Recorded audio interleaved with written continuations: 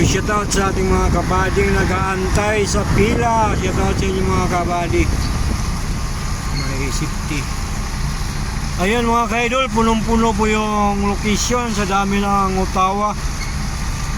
So naglo-loading po ang barko mga ka-idol. Kung nakikita nyo po yung mga ka-idol, ayan, siksikan po yung mga truck dyan, pati dyan sa kabila. So ako dyan ako magpa-unload, dyan sa may pinaradaan na sulit na yan. So ito yung nauna sa akin sa pila, so pipila po tayo. And then yung location na yung mga ka-idol is marami ring Ottawa nandyan naglo-loading. So tayo nito at mag-aantay tayo kung kailan sila matapos mga ka-idol.